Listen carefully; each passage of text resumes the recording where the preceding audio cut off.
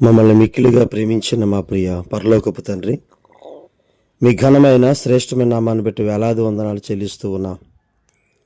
ప్రతి ఉదయం ఈ రీతిగా మీ పాదాల చెంత చేరి మిమ్మల్ని ఘనపరచడానికి, మిమ్మల్ని మహింపరచడానికి మీరు ఇచ్చిన మహాభాగ్యమును బట్టి వందనాలు. వింటున్న మా శ్రోతలందరినీ దీవించండి అయ్యా. మీ ఆశీర్వాదాలతో నింపి బలపరచుమని అయ్యా. ప్రతి దినం మీ వాక్య ధ్యానాంశం మా జీవితాలకు జీవము, మేలు, ఆశీర్వాదము, తృప్తి కలుగుతున్నాయి తండ్రి. అట్టి జీవాహారం నుంచి మమ్మల్ని బలపరచమని యేసయ్య పరిశుద్ధ నామంలో అడిగి వేడుకొని పొందుకొనిచున్నాము తండ్రి. ఆమెన్. పిల్లరా, అందరికీ వందనాలు. కీర్తన గ్రంథ ధ్యానాంశముల్లో మొదటి అధ్యాయాన్ని మనం ధ్యానిస్తూ ఉన్నాం. నిన్నటి దినంలో మొదటి 2 వచనాలు మనం ధ్యానం చేశాం. ఈరోజు కీర్తన గ్రంథం 1వ అధ్యాయం 3వ వచనాన్ని ధ్యానం చేద్దాం. అతడు నీటి కాలువల యోరన నాటబడినదై ఆకు వాడక తన కాలమందు ఫలమిచ్చు చెట్టు వలె నుండును. అతడు చేయనుదంతయు సఫలమగును. నిన్నటి దినములో మొదటి 2 వచనాలు ఆశీర్వాదానికి 5 నియమాలు మనం నేర్చుకున్నాం, లేదా ధన్యులం అవడానికి 5 నియమాలు, కండిషన్స్.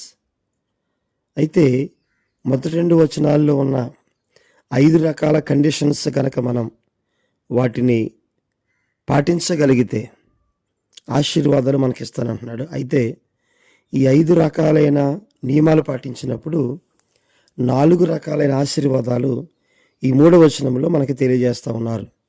4 blessings of righteous. 5 నియమాలు పాటించిన వ్యక్తికి ఈ 4 ఆశీర్వాదాలు ఏంటో మనం చూద్దామండి. మొట్టమొదటిది, అతడు నీటి కాలువల వారను నాటబడినదై. అంటే ఒక చెట్టుతో పోలుస్తున్నాడు ఆయన. ఇటువంటి చెట్టు అంటే అది నీటి కాలువల యోరను నాటబడిన చెట్టు. అంటే ఆ చెట్టుకి నీరు రెగ్యులర్గా అందుతుంది. కాలువ పక్కనే ఉంటుంది కనుక రెగ్యులర్గా అందుతుంది.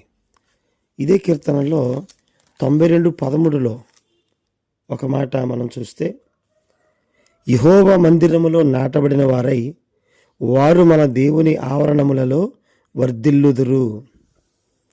ప్రియులారా, నీటి కాలువల యోరన నాటబడినదై అంటే దేవుని మందిరములో గనక మనం నాటబడిన వ్యక్తుల్లాగా ఉంటే గనక 92:13 ప్రకారం దేవుని ఆవరణములో నిత్యము వర్ధిల్లుతారని చెప్తున్నాడు. మనల్ని దేవుడు అటువంటి స్థితిలో ఉంచడానికి ఇష్టపడుతున్నాడు. ఎవరమైతే 5 రకాలైన కండిషన్స్కి మనం లోబడతామో, ఆ నియమాలు పాటిస్తామో, ఖచ్చితంగా దేవుని ఆశీర్వాదం ధన్యులమవుతామని చెప్తున్నాడు ఆయన. ఇర్మియా గ్రంథం 17వ అధ్యాయములో 7-8 వచనాలు మనం చూస్తే, యెహోవాను నమ్ముకున్నవాడు ధన్యుడు, యెహోవా వానికి ఆశ్రయముగా ఉండును. వాడు జలముల యొద్ద నాటబడిన చెట్టు వలె ఉండును. అది కాలువల వారను దాని వేళ్లు తన్నును. వెట్ట కలిగినను దానికి భయపడదు. దాని ఆకు పచ్చగా నుండును. వర్షము లేని సంవత్సరమున చింతనందదు, కాపు మానదు. పిల్లలు, ఎంత చక్కని వాగ్దానాన్ని దేవుడు ఇర్మియా ద్వారా తెలియజేస్తూ ఉన్నారు. యెహోవా ఆశ్రయముగా ఉన్నప్పుడు, యెహోవాను మనం నమ్ముకున్నప్పుడు నీటి కాలువల యొద్దను లేదా జలముల యొద్ద నాటబడిన చెట్టులా ఉంటాడు. వేళ్ళు తన్నుతాయి అంటే లోపలికి. వెట్ట కలిగినను భయపడదు. అంటే సమ్మర్ వచ్చినా లేదంటే వేసవకాలమైనా దానికి ఈ విధంగా నీరు లభించని పరిస్థితులైనా కూడా అది కాలువల వారన ఉంది కనుక ఈ విధంగానూ భయపడే పని లేదు. ప్రియులారా, చెట్టు ఎవరో కాదు, మనమే. దేవుని సన్నిధిలో, దేవుని మందిరములో, నిత్యము ఆయన మందిరంలో ఉండగలిగే స్థితి ప్రతి ఆదివారం కానీ, నియామ కూడికలకు కానీ, లేదు మన ఇంట్లో కుటుంబ ప్రార్థన ద్వారా దేవుని సన్నిధిలో గనక మనం ఉంటే ఖచ్చితంగా నీటి కాలువల వారన మనం నాటబడిన వారుగా ఉంటాం. యోహాను సువార్త 15వ అధ్యాయం 4, 5, 6 వచనాల్లో ఒక అద్భుతమైన మాట మనం చూస్తాం. మనం ఫలించాలి. నీటి కాలువల వారన ఉన్న చెట్టు వలె మనం ఫలించాలంటే ఆయన ఏం చెబుతున్నాడో చూద్దామండి. యోహాను సువార్త 15వ అధ్యాయం 4, 5 వచనాలు, 6వ వచనం కూడా. మీయందు నాయందు నిలిచి ఉండుడి, మీయందు నేనును నిలిచి ఉందును. తీగ ద్రాక్షవల్లిలో నిలిచి ఉంటేనే కానీ తనంతట తానే ఎలాగూ ఫలింపదో, అలాగే నాయందు నిలిచి ఉంటేనే కానీ మీరును ఫలించరు. ద్రాక్షవల్లిని నేను, తీగలు మీరు. ఎవడు నాయందు నిలిచి ఉండునో, నేను ఎవనియందు నిలిచి ఉందునో వాడు బహుగా ఫలించును. నాకు వేరుగా ఉండి మీరు ఏమీ చేయలేరు. ఎవడైనను నాయందు నిలిచి ఉండని ఎడల వాడు తీగవల బయట పారవేయబడి ఎండిపోవును. మనుషులు అట్టి వాటిని పోగు చేసి అగ్నిలో పారవేతురు, అవి కాలిపోవును. ప్రియులారా, మనం ఫలించాలి అంటే నీటి కాలువల వారం నాటబడినదై, అంటే ఆ చెట్టు ఎలా అయితే నీటి కాలువల వారం నాటబడిన చెట్టులా ఉంటుందో మనం కూడా, మన జీవితాలు కూడా అలాగే ఉంటాయి. ఆయన అలా చేస్తానంటున్నాడు ఆయన. అయితే దేవుని సన్నిధిలో మనం నాటబడిన వ్యక్తుల్లా ఉండాలి. అలాగే రెండవది ఆకు వాడక. ఇక ఆ చెట్టుకి నీరు అందకపోవడం ఉండదు కనుక ఆకు వాడిపోవడం ఉండదు. ఇది రెండవ ఆశీర్వాదం.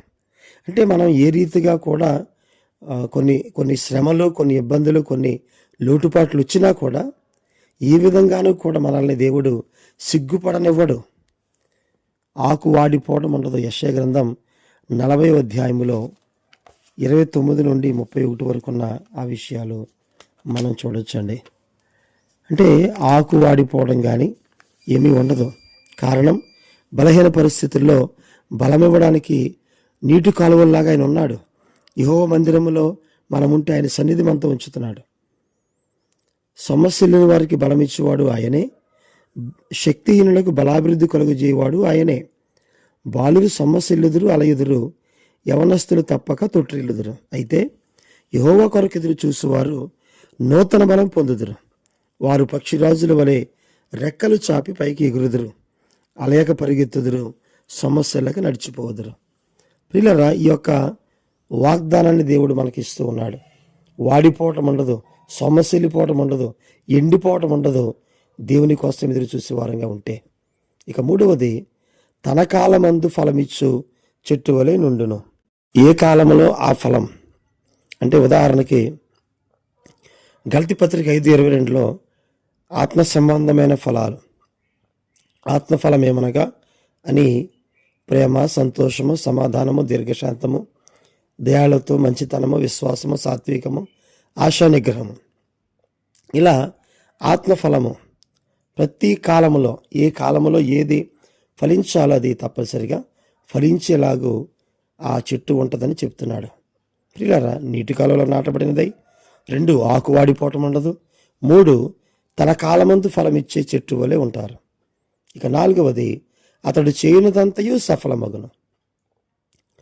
మన భాషలో లేదా మన పెద్దవాళ్ళు చెప్తూ ఉంటారు, పట్టిందల్లా బంగారం అవుద్ది, అతడు చేయనిదంతయు సఫలమగును అంటున్నాడు. యోసేపు జీవితంలో మనం చూస్తే ఒకవేళ ఆదికాండం 39వ అధ్యాయంలో ఆయన చెబుతూ ఉన్నాడు, యోసేపు కాస్త ఇబ్బంది పడ్డాడు, యోసేపుని అమ్మేశారు, యోసేపుని గుంటలో తోసేశారు, కానీ దేవుడు యోసేపుని ఎంత అద్భుతంగా రక్షించాడో. ఆదికాండం 39వ అధ్యాయం 2వ వచనం, 3వ వచనం, అలాగే 23వ వచనం. యెహోవా యోసేపునకు తోడై ఉండెను గనుక అతడు వర్ధిల్లుచు. 3వ వచనం, యెహోవా అతనికి తోడై ఉండెననియు అతడు చేయనిదంతయు అతని చేతిలో యెహోవా సఫలము చేసిననియు అనే మాట మనం చూస్తున్నాం. ప్రియులారా, దేవుని సన్నిధిలో మనం ఉంటే దేవుని యొక్క ఆశీర్వాదాలు పొందుకునే వ్యక్తులుగా మనం దేవుడు ఉంచితే గనక మనం చేసేదంతా సఫలం చేస్తాడు దేవుడు. ఆధ్యాత్మికంగా ఎదగడమే కాదు, ఆధ్యాత్మికంగా సఫలం అవడమే కాదు, ఆత్మఫలాలే కాదు, భౌతికంగా కూడా దేవుడు మనల్ని దీవిస్తాడు, ఆశీర్వదిస్తాడు. కీర్తనలు 57:2లో నా కార్యము సఫలము చేయు దేవునికి నేను స్తోత్రం చెల్లిస్తానని అంటాడు. 138:8లో నా పక్షమున కార్యము సఫలం చేస్తాడు దేవుడు అంటూ ఉన్నాడు. కాబట్టి ప్రియులారా, దేవుడు మన జీవితాల్లో అన్నీ సఫలం చేసే దేవుడు. 23వ వచనం 39వ అధ్యాయం ఆదికాండంలో, యెహోవా అతనికి తోడై ఉండేను గనుక అతడు చేయనిది యావత్తు యెహోవా సఫలము చేయనట్లు చేసెను. ఈ రీతిగా మనం దేవునిలో ఎదుగుదాం, దేవుని ఆశీర్వాదాలు పొందుకుందాం. దేవుడు తన మాటలు దీవించును గాక. ఆమేన్. అందరికీ వందనాలండి.